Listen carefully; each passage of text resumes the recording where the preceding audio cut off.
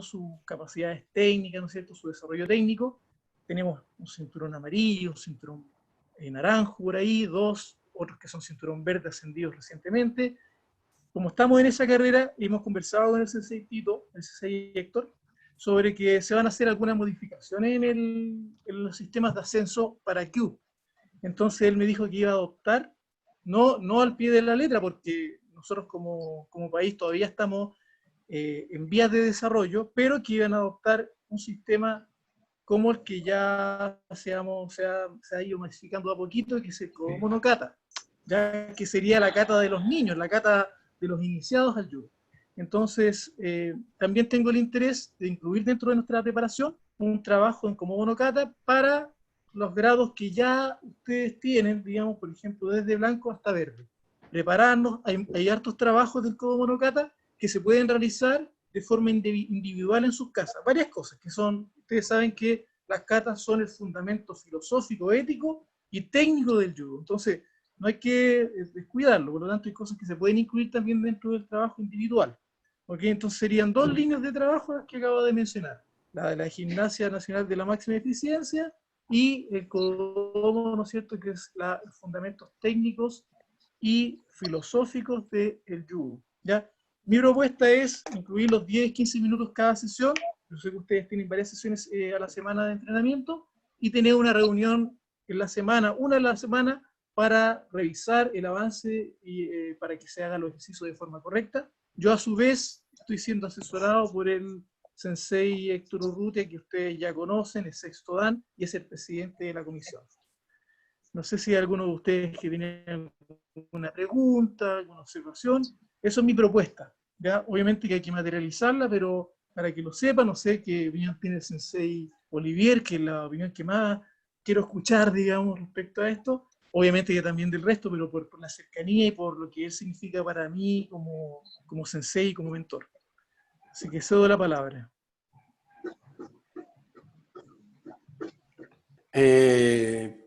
Para mí es una buena idea que todos pueden trabajar solo a casa y sí, es importante de trabajar solo, pero necesitan por ejemplo, podemos planificar desafíos para cada día de preparación física. Es importante porque lo que hacen la selección, por ejemplo, porque hablo regularmente con Jerome de la selección y me ha dicho que cada día tienen una cita así, no es Zoom, pero es una otra forma, pero hacen desafíos de preparación física, porque están preparando los próximos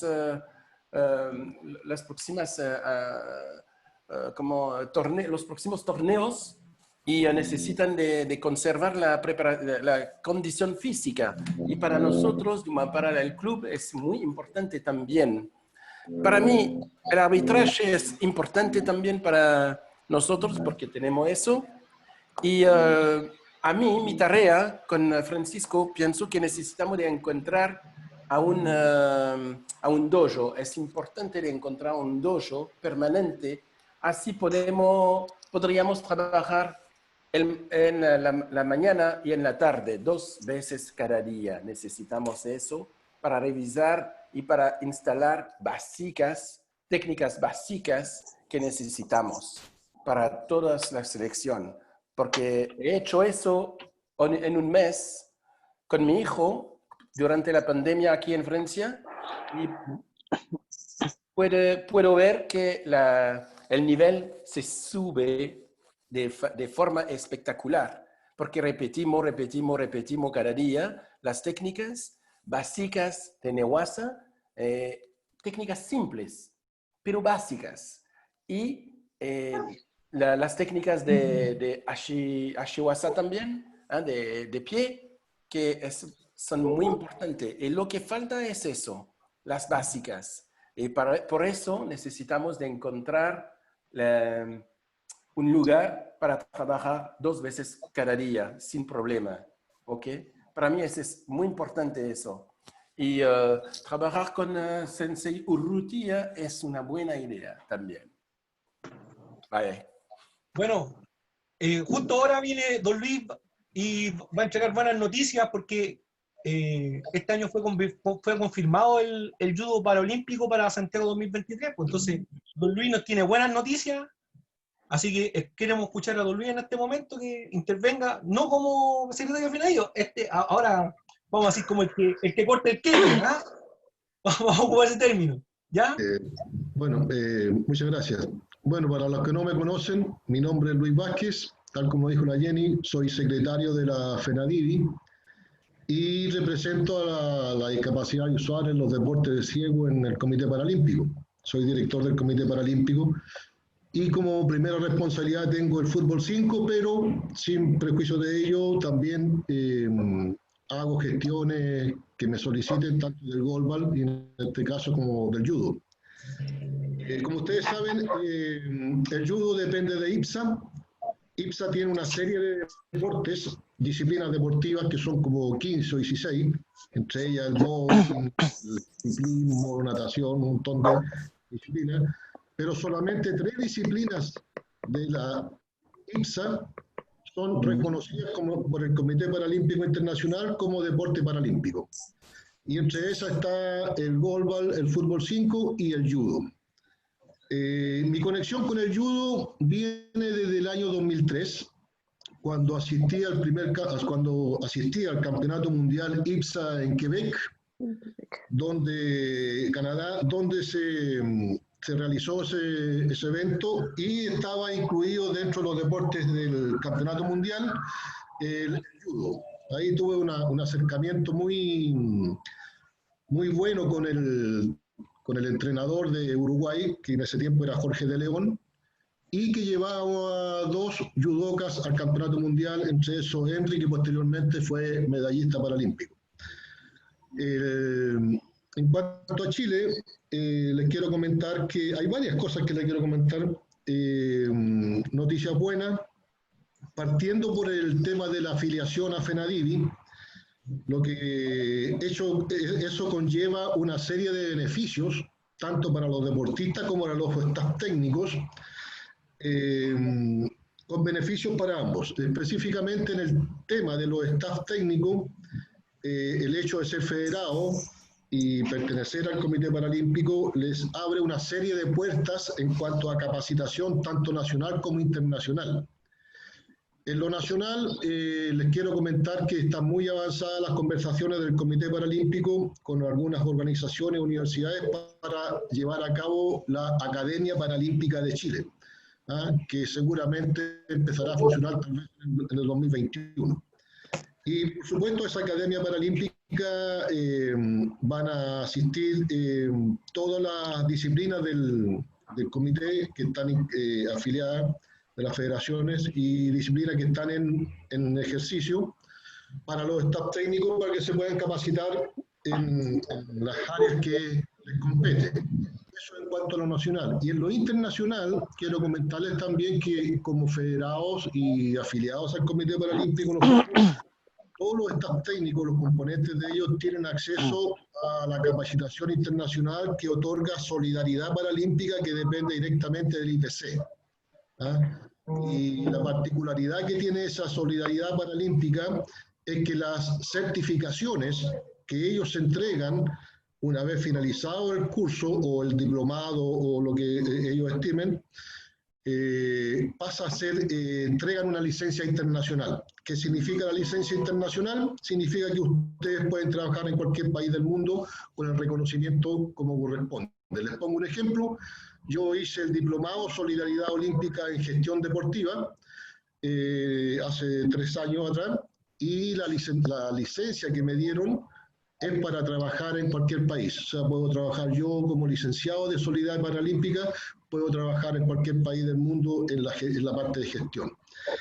Eso es en cuanto a lo que es el tema de capacitación. Con respecto a los deportistas y staff técnicos, también el Comité Paralímpico está trabajando en un beneficio que yo siempre lo he perseguido y que para mí es extremadamente relevante, y que es un seguro para los deportistas paralímpicos. un seguro de salud para los deportistas paralímpicos que va a otorgar prestaciones de salud a costo cero en todo lo que tenga relación con lesiones, ¿cierto? Y también en la parte ambulatoria. Esto es por supuesto que es para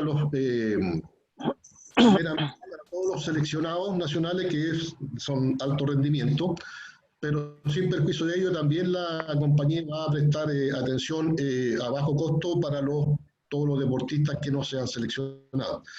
Este convenio se está recién manejando, el comité está muy interesado en hacerlo, ya nos entregaron a nosotros las bases del convenio y está para firmarse una vez que el comité lo apruebe. Yo creo que sí lo va a aprobar porque es muy conveniente tanto para nosotros como organización y específicamente para los deportistas.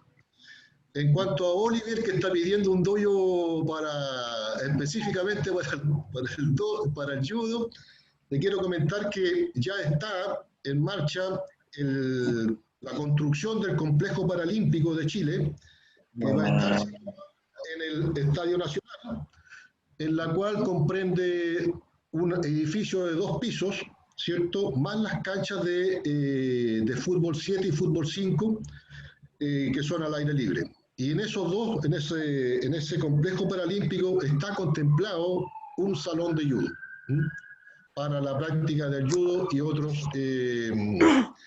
deportes que requieren salones específicos, con todo el equipamiento que corresponde, y eso ya se empieza a construir ahora a fines del 2020, principios del 2021, con miras a los Juegos Panamericanos 2023.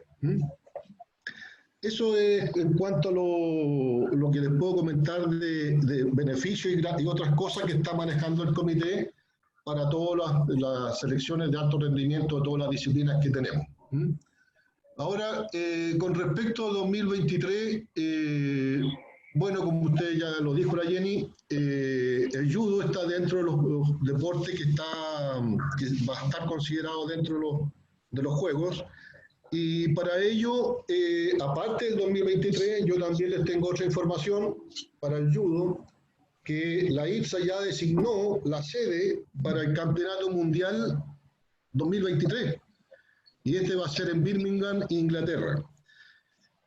Bueno, así que, como ustedes pueden apreciar, tenemos 2 tremendos desafíos para el judo, que son a mediano plazo, que es el Campeonato Mundial de la IPSA y los Juegos Panamericanos.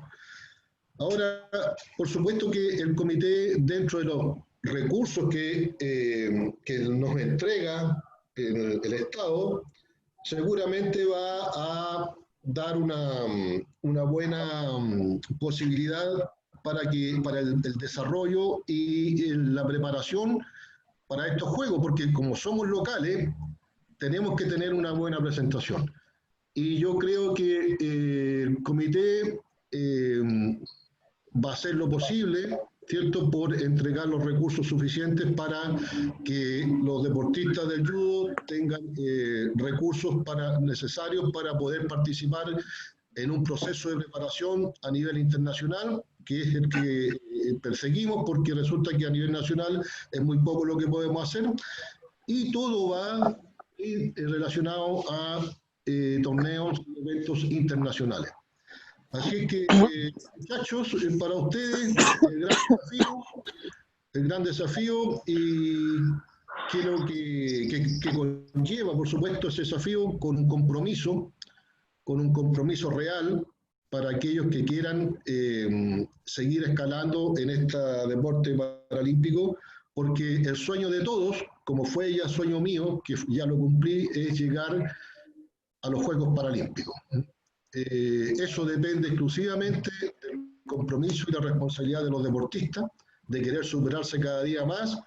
Y ¿por qué no? ¿Por qué no alguno de ustedes en la casa de Oliver para que nos invite un asado allá en París? 24. Así que ya le vamos a pasar la cuenta. Así que, bueno, muchachos, esos son los 2 grandes desafíos que tiene el judo. Yo, como director del Comité Paralímpico, hasta cuando esté, porque en el comité hay un proceso de eleccionario, ¿cierto? Y uno no tiene comprado el puesto, así es que eso depende de los dirigentes, de los participantes en la asamblea para elegir los nuevos dirigentes, y puede que yo a lo mejor no sea reelegido como director del comité, pero sin perjuicio de ello voy a seguir con los contactos con ellos y apoyándolo en lo que pueda, en lo que pueda, y ojalá lograr buenos resultados para cumplir primero con el campeonato mundial, que es antes que en agosto y después los Panamericanos, que son en noviembre acá en Chile.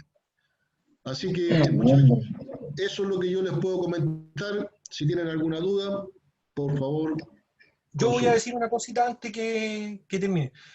Primero, yo creo que está contestado ahí lo que necesita el Sensei Oliver para hacer un trabajo de base. Ya lo hemos conversado muchas veces. Nos preocupa harto porque nosotros tenemos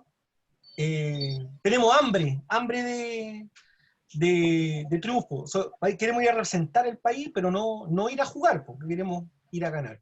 Y lo otro, Alex también nos comentó que, bueno, Alex es el metodólogo que está a cargo del deporte de judo acá de Comité Paralímpico, y comentó que había un campeonato juvenil. También los más jóvenes, en este caso sería el Nacho y el Johan, podrían participar en ese campeonato.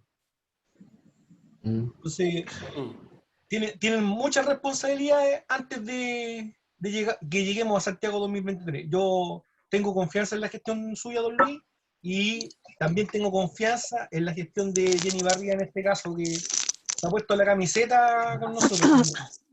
De verdad que yo estoy muy contento porque nos demoramos casi 8 años nosotros en poder hacer el primer campeonato nacional y que se abrieran las puertas. Usted más que nadie sabe cuánto esperamos algunos combates, cuánto esperamos demostrar el trabajo silencioso. Entonces, agradecido. Y vamos a aprovechar ahora, porque como el tiempo no es dinero, no vamos a hablar de dinero, pero el tiempo en este caso es valioso, ¿ya? Yo lo quiero dejar con la experiencia de Carmen Herrera y de Laura, en este caso, que son deportistas paralímpicas de España, que han tenido cuerpo, que quiero que los chicos del club, en este caso, y podemos decir que hay varios campeones nacionales acá en esta reunión, puedan escuchar este gran mensaje que tiene Carmen Herrera en este caso y Laura, ¿ya? Así que, Carmen, el micrófono es tuyo. Hola, ¿se me escucha bien? Perfecto. Muy bien. Estupendo. Sí, bien. Bien. Pues nada, pues pedir perdón por las dificultades iniciales. Y bueno, os voy a contar un poquito mi historia rápidamente, sin cansar mucho. Pues yo me inicié en el judo en 1995. Fue en octubre del 95 que yo me puse un kimono por primera vez. Y tened en cuenta que en 1992 se habían hecho los Juegos Olímpicos en España, en Barcelona. Entonces como yo en aquel tiempo era una adolescente, y eso me impresionó mucho porque antes del 92 los deportistas en España apenas no conseguíamos resultados, pero al ser los Juegos en nuestro país, se inició un programa de preparación y de ayuda a los deportistas, y fue un antes y un después en el deporte español. Y el deporte paralímpico, el deporte para personas con discapacidad, se benefició muchísimo de ese impulso. Porque aquí en España hay una organización que es muy fuerte, que es la Organización Nacional de Ciegos Españoles, y esa organización ayudó mucho a promocionar el deporte entre las personas discapacitadas. Eso, digamos que fue el impulso más grande que hubo para el deporte paralímpico, y yo, digamos que me subí a ese barco justo en el momento en el que el deporte paralímpico empezaba a tomar cuerpo, empezaba a ser un ámbito con presencia fuerte en todos los medios. Empecé en el 95, pero desde el principio fue ir a unos Juegos Paralímpicos, porque yo tenía el ejemplo de los chavales, los chicos que en aquel tiempo iban a los Juegos Paralímpicos de Atlanta 96. Desde el principio prácticamente, pues yo tenía ese ejemplo delante de mí, y digamos que fue la senda que yo seguí para formar mis propias metas y mis propias aspiraciones. Lo que pasa es que el judo paralímpico femenino no formó parte de los Juegos Paralímpicos de 2004. Entonces yo tuve que elegir, a mí también se me daba bien el atletismo, y tuve que elegir entre lo que es judo o atletismo. Y yo elegí judo. Podía haber elegido atletismo y haber ido a los Juegos de Sydney 2000, porque hacía marcas, yo hacía el lanzamiento, pero yo elegí el judo, lo cual al principio parecía una mala elección, pero con el tiempo me he dado cuenta de que fue una gran elección, porque formar un deportista y formar un judoka lleva mucho tiempo. El deportista de base practica deporte por muchas razones, por salud, por divertirse, pero el deportista de élite es un deportista que ya, digamos, tiene una dedicación seria al deporte. Y a nivel de élite la competencia es muy, muy fuerte. Y el deportista tiene que estar muy bien preparado. Y eso lleva años en lo que hay procesos. Yo tuve que, antes de llegar a 2004, yo participé en cientos de competiciones y de campeonatos. En el año 2000 cuando yo ya llevaba 7 años haciendo judo, o 6 años haciendo judo, yo tomé una decisión que cambiaría, digamos, mi desempeño como judoka. Yo ya había aprendido lo más básico del judo, yo ya me había fogueado en competiciones, digamos, en interciegos, organizadas por la ONCE, y yo ya tenía una experiencia. Y en ese momento, de ya ser una judoka hecha, yo soy una judoka que había aprendido, digamos, el cinturón, decidí que yo quería probar a competir con videntes. O sea, no sé cómo lo dicen en Chile. Convencionales. Convencionales. Yo decidí competir con convencionales porque yo me veía con capacidad, a pesar de mi deficiencia visual, para competir con convencionales. Entonces hice doble licencia. Tenía la licencia por la Federación de Ciegos y me saqué la licencia por la Federación Convencional de Judo de mi región, que es Andalucía. Entonces, desde 2000 hasta 2004 empecé a competir en los dos, por supuesto, en la convencionales al principio me fue fácil. Para nada, yo siempre quedaba en los últimos puestos, pero poco a poco, lo que dice Francisco, un trabajo de cotidianeidad, un trabajo que no se ve, un trabajo continuo, constante, del día a día, y de aceptar muchas veces muchos fracasos antes de que ese trabajo empiece a verse, a dar sus resultados en competición. Entonces, en 2003 fue cuando yo por primera vez fui a un campeonato de España convencional, conseguí pasar los filtros, las competiciones previas que había, porque antes de llegar a un campeonato nacional de convencional hay que pasar muchas competiciones regionales, y para mí pues no quedé, por supuesto, en una alta posición, pero para mí fue un triunfo, porque yo era una persona que venía del mundo de la discapacidad y estaba midiéndome de tú a tú con judokas sin discapacidad, pero es eso, es el fruto de años de trabajo. Entonces, cuando llegaron los Juegos Paralímpicos de 2004 y llegó mi oportunidad, pues no la perdí. Realmente yo tenía, lo tenía mal, porque como hasta ese momento, por un problema que hubo, en 2003 no fui al campeonato al preolímpico previo, pues yo no era cabeza de serie. Entonces el primer combate de aquel día me tocó con la campeona del mundo del año anterior. Eso significó que o yo ganaba el primer combate con la número 1 de aquel momento, o perdía y ya me iba a casa, ya perdía todo fin de medalla. Entonces aquella mañana lo pasé fatal, porque claro, era una responsabilidad. Conseguí superar ese primer combate, gané, y conseguí por primera vez la medalla de oro en los Juegos Paralímpicos de Atenas 2004. Y eso para mí pues fue también antes y un después, porque digamos que ese aprendizaje que era años, digamos que me dio la llave del éxito, que es constancia, trabajo, tener la frustración al esfuerzo y nunca arrojar la toalla, siempre tener el nivel muy alto pero nunca dejarse vencer por el desaliento. Entonces, animada por porque yo realmente no me esperaba ganar aquella medalla, yo esperaba quedar en el podium, pero yo no esperaba ganar medalla de oro en mis primeros juegos. Entonces, cuando regresé a casa, decidí seguir esa tónica que me había llegado hasta allí.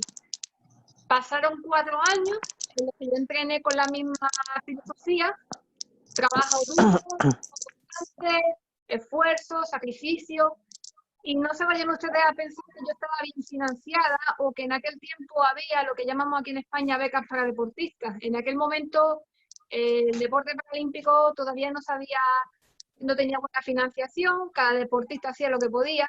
Lo que pasa es que lo que yo hacía era maximizar los recursos, un poco lo que buscamos como mínimo esfuerzo y máximo rendimiento. Es decir, si yo tenía un dinero y tenía la opción de ir a una concentración donde estaban los campeones del mundo, campeones de equipos olímpicos, pero resulta que a lo mejor había 3 concentraciones en ese mismo verano, que eran más baratas de financiar, y tenía que elegir entre una u otra, pues yo elegía las 3 más pequeñas, pero que a mi entrenamiento y a mi beneficio como judoka me daban más beneficios y iba a aprovecharla mejor que gastarme a lo mejor el dinero en una única concentración y ya ahí se acababa el entrenamiento, una semana de entrenamiento y bastaba.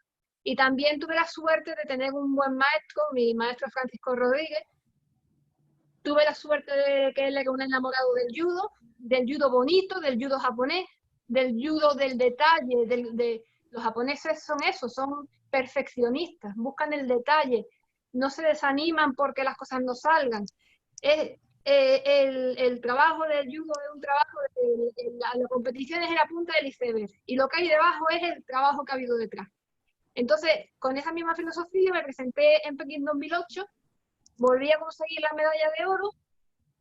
Yo había innovado totalmente, yo decidí que quería probar nuevas técnicas, nuevas metodologías de entrenamiento, ayudada por mi entrenador, cambié mi forma de hacer judo, y aquel trabajo de innovación, de flexibilidad, de aprendizaje continuo y de autoevaluación y evaluación constante pues dieron sus frutos en Pekín 2008, donde volví a revalidar la medalla de oro en unos Juegos Paralímpicos, con lo cual me convertí en bicampeona y en ese momento tomé un estatus que es muy difícil en el mundo del deporte, que es no solamente llegar a ser la mejor, sino mantenerse en el puesto. Es muy difícil llegar a ser la mejor, pero mantenerse como la mejor mucho tiempo, y eso en el fútbol se ve que es muy difícil. Es muy difícil que un equipo mantenga la forma y siempre sea campeón de liga, campeón de copa, eso es dificilísimo. Entonces, eso me animó. Bueno, yo pensé en retirarme, pero decidí caminar hasta Londres 2012. Volví a hacer otro cambio, volví a innovar. Esta vez dejé mi localidad natal, que es Málaga, en el sur de España, y me mudé al Centro de Alto Rendimiento de Madrid. Y allí volví a cambiar un poco la metodología de entrenamiento. Entrené me puse a las órdenes del maestro Héctor Rodríguez, cubano, campeón olímpico en 1978, y realmente ahí aprendí lo que es la metodología científica y sistemática del trabajo en el judo, de la física. No tanto el judo, o sea, el trabajo de judo, el trabajo de tatami, sino el trabajo de gimnasio, el trabajo de pista, el trabajo gimnástico, un poco lo que me decía Francisco, que se tenía como el judoka superatleta, ¿no? El judoka que tiene que entrenar todas las cualidades físicas para estar en las medallas.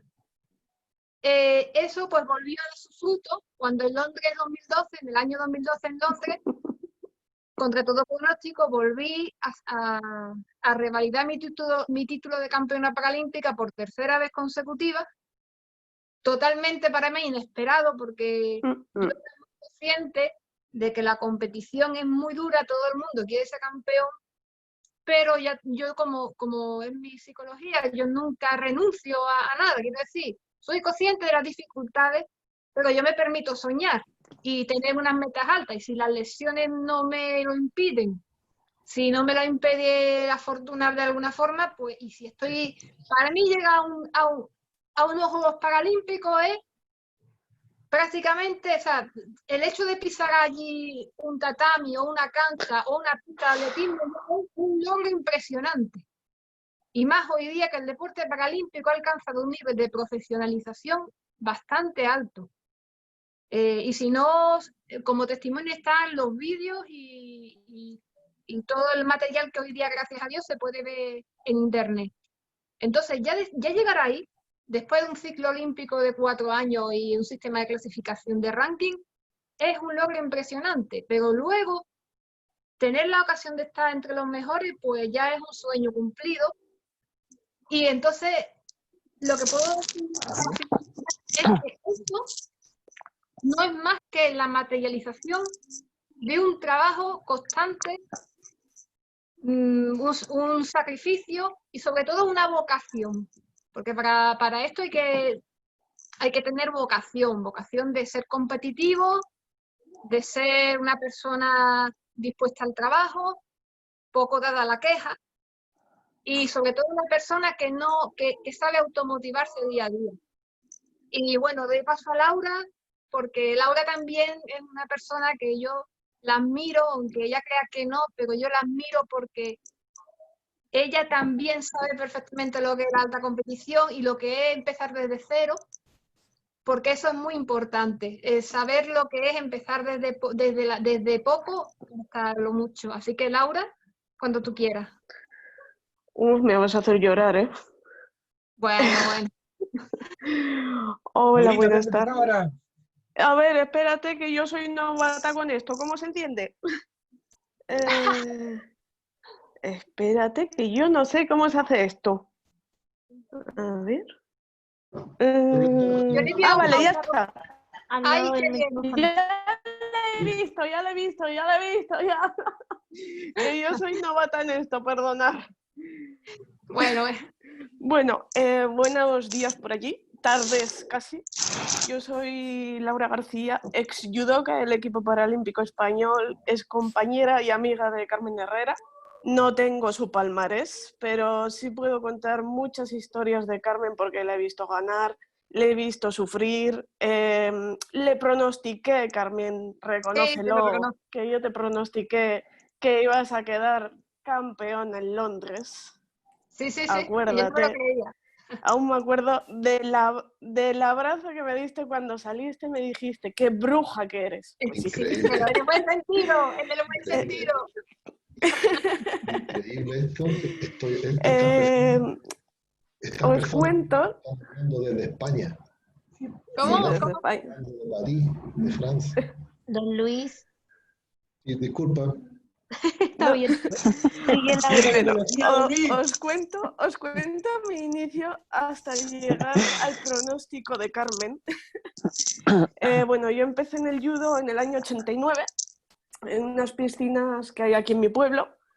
Y bueno, en mi casa siempre se ha visto el arte marcial, pero era karate. Y claro, yo el karate no lo podía hacer por la falta de visión.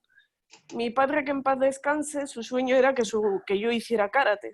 Pero claro, una de dos, o estaba en el hospital todo el día o poco podía hacer. Y bueno, a raíz de una compañera de clase me apunté a judo. Y yo entonces no sabía ni que había judo para ciegos ni para nada. Y ahí empezó mi caminito, pero al año siguiente murió mi padre, yo tenía 9 años. Y bueno, al poco de morir él, yo dejé el judo, cosa que me arrepentí toda mi vida. Y mi entrenador de aquellos años, José Mari, me llamó a mí, llamó a mi tía para que por favor me convenciera para seguir, porque decía que yo tenía futuro como competidora. O sea, del año 91, ¿eh? En el año 92 yo ya había dejado el judo, llegó Barcelona 92, como ha dicho Carmen, y yo estaba viendo la televisión la final de Míriam Blasco, la primera campeona olímpica de España, y yo creo que el referente de muchas, aunque al día siguiente quedó otra judoka en 52, creo que fue, Almudena. Almudena, sí. Almudena, sí. Eso es. Y yo, viendo la final de Míriam Blasco, dije, un día llegaré yo allí. Claro, ¿cómo iba a llegar allí si yo había dejado el judo? Yo no no me atrevía a retomarlo. Bueno, pues con 18 años empecé a trabajar en la ONCE, que es la Organización Nacional de Ciegos Españoles, y ahí se enteraron de que yo había hecho judo y la plaza de 48 kilos estaba libre. Esto fue en el año 2001, cuando a mí me convencieron. En el año 2002, a finales, empecé a entrenar, que fue cuando la selección me probó. Y en el año 2003 yo sí que fui a Canadá. Carmen no fue, pero yo sí que fui. Lo que pasa es que algo me decía a mí que yo no iba a clasificar por novata, y así fue. Yo le iba ganando a la china y bueno, de pronto, pues como un buen novata que era, porque yo iba con cinturón blanco, cinturón amarillo, me inmovilizó. Y claro, yo en vez de defenderme, yo me coloqué para que la otra me inmovilizase bien. Ojito, que eso no lo tenéis que hacer. ¿Qué pasó? Que yo me quedé fuera de Atenas por una plaza. Pero bueno, al año siguiente, el año de Atenas, a mí justo una semana antes de viajar la selección de concentración, a mí me operaron de apendicitis.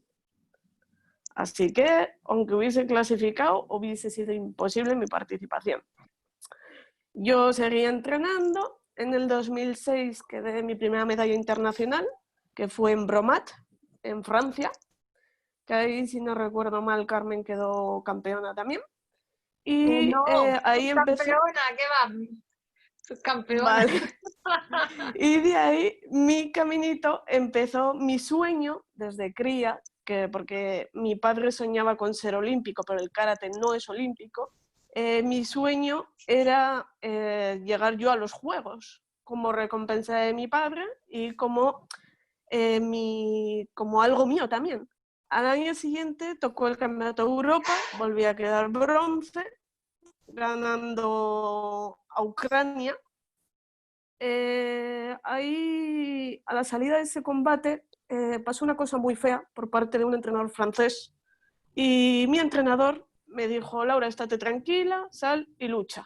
Bueno, yo le gané a la ucraniana y Francia, que salía por el otro lado con Grecia, Francia perdió.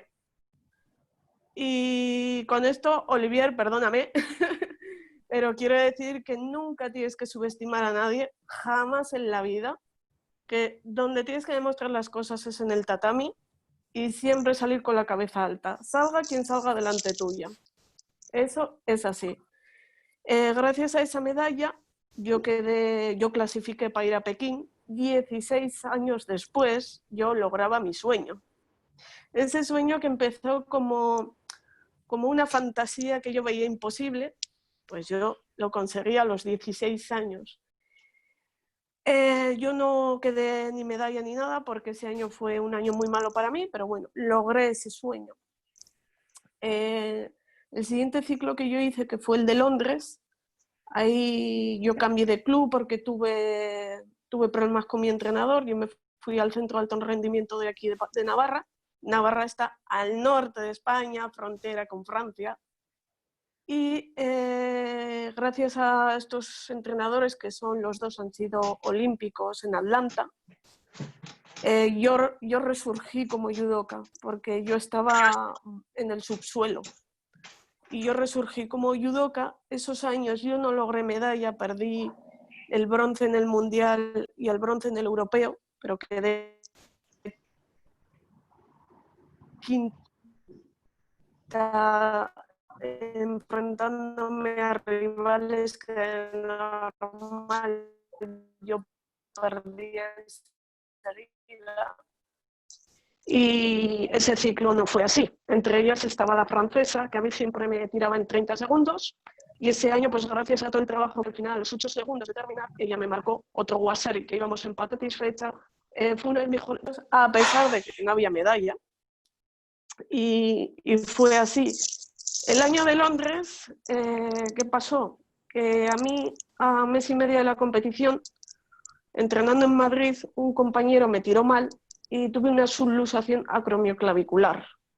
Os lo puede decir Carmen, como tenía yo el hombro. Yo estaba delante cuando te lo fumaste. Que no podía ni coger un vaso de agua con esa mano. Bueno, pues gracias al apoyo de muchísima gente, yo llegué a Londres.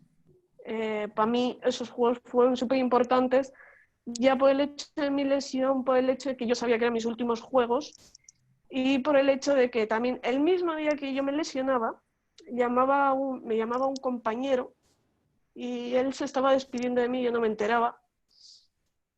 Y él me decía que tenía que luchar por lo que yo tanto había soñado. Ese chico a los 4 días murió de cáncer. No sé si te acuerdas, Carmen, de Ramón. No me acuerdo, claro que sí. Ese chico murió de Tremendo. cáncer y para mí el lesionarme, unas horas haber hablado con él, para mí fue toda una lección de vida y como que fue mi fuente de energía para luchar por Londres. Porque, bueno, yo mi cabeza estaba en otro lado, o sea, no en otro lado de competición, pero sí con mis problemas, como yo suelo decir, del egoísmo del deportista, que eso me lo enseñó Carmen y otra. Yo llegué a Londres, me tocó luego el pase a bronce contra Rusia, a Ucrania el aguante, las chicas duramos 4 minutos en el combate, y a Ucrania el aguante 2 minutos y medio, y a la rusa la aguanté los 4, pero hay una falta de comunicación entre mi entrenadora y yo. Yo pensaba que la veía igual al combate y íbamos a técnica de oro, y no fue así. A mí me quitaron el WhatsApp y yo no me enteré, claro, yo estaba espiando la técnica de oro para no forzar el brazo, y resulta que, pues eso, que le dieron el combate a Victoria, que es una gran amiga mía, y yo me quedé con cara de ¿cómo? Bueno.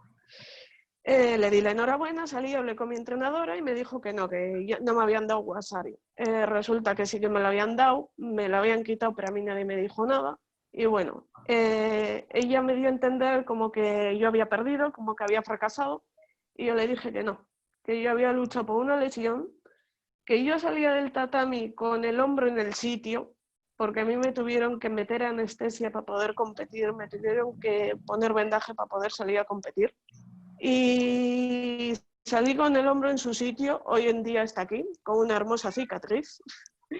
Y bueno, para mí fue una retirada, por decirlo así, olímpica o paralímpica muy buena, porque además vi a Carmen quedar su tercer oro, que fue brutal, fue alucinante, tanto el de Pekín, que también lo vi, como el de Londres. El de Pekín fue contra la mexicana. Lenia Rubalcaba. Exacto. Y bueno, le metió un Uchimata que preciosísimo.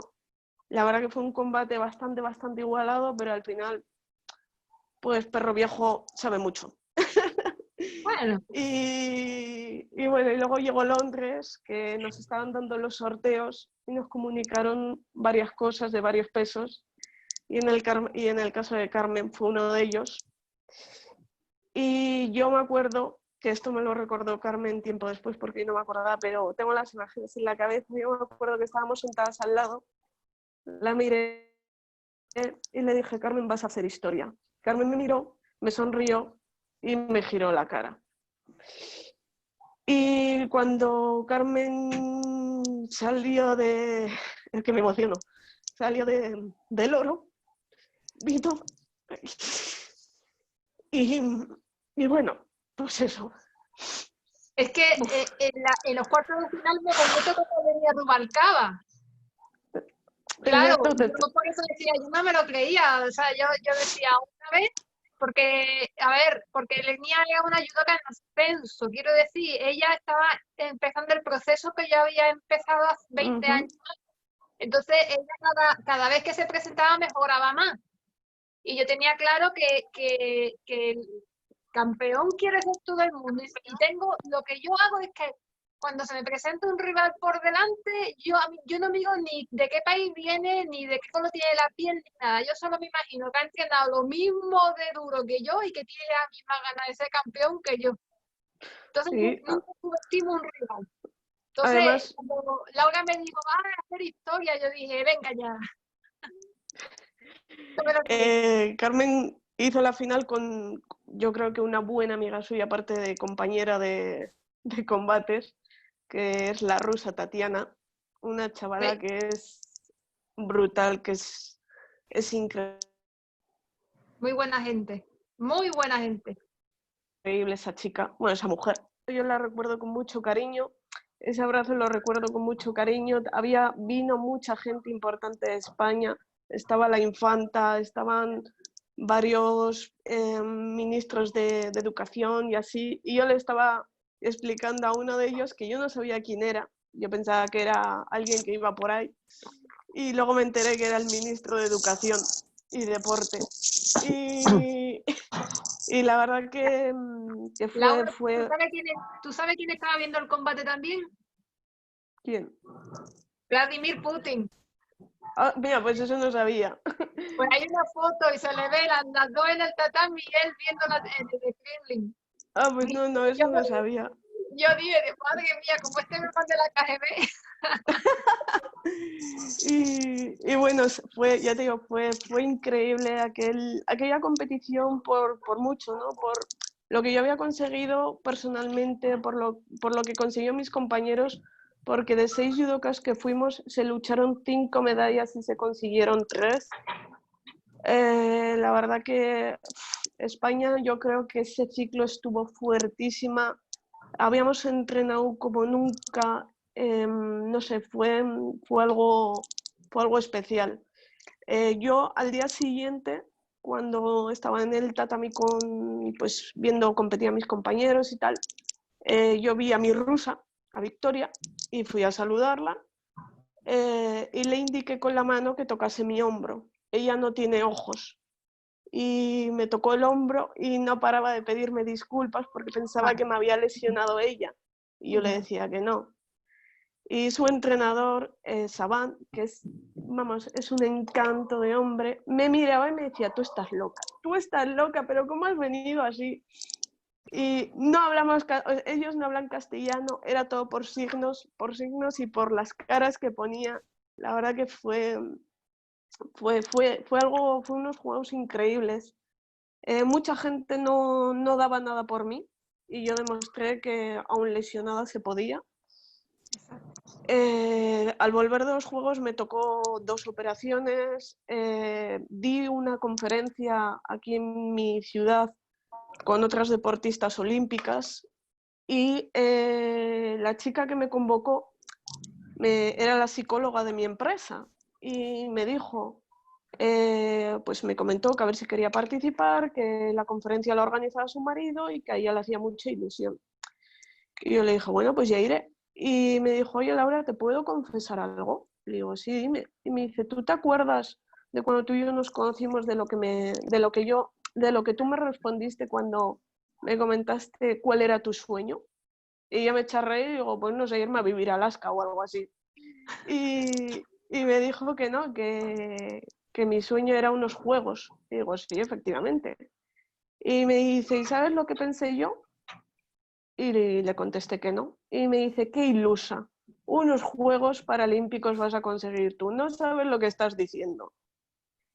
Y ella muy emocionada me dijo, Laura, no has conseguido uno, sino has conseguido 2. Trabajando mañana y tarde, porque yo trabajo. Trabajando mañana y tarde has sacado tiempo para entrenar. Te has esforzado y encima has sido lesionada y has vuelto con la cabeza alta. Salta, me quito el sombrero ante ti y te pido perdón.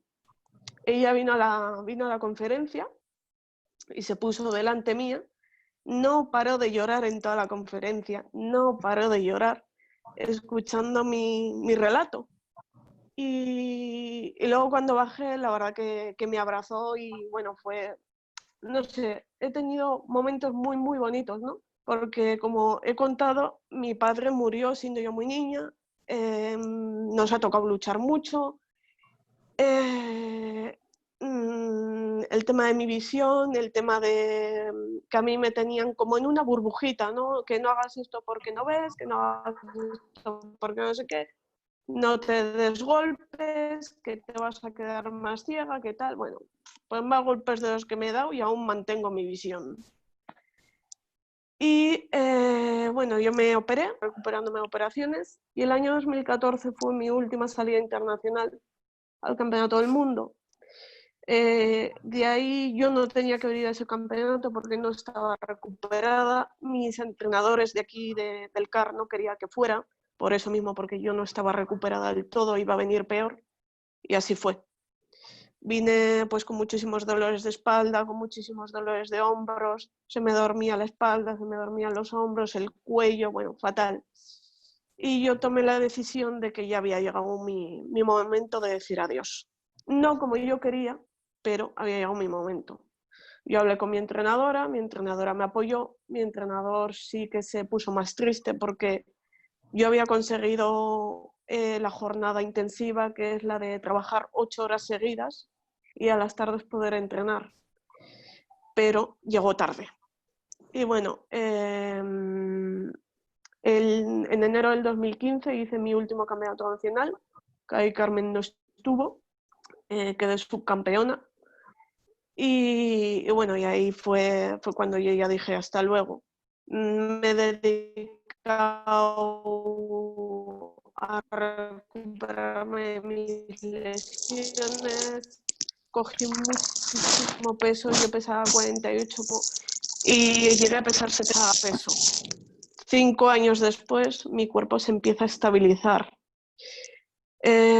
Todo esto conlleva pues eso, que tu cabeza se relaje, porque mi cabeza es de competidora. Hoy por hoy voy al gimnasio y estoy yendo a un gimnasio ahora personalizado porque yo necesito a alguien que me diga esto haces y te vas a tu casa, no puedes seguir entrenando más.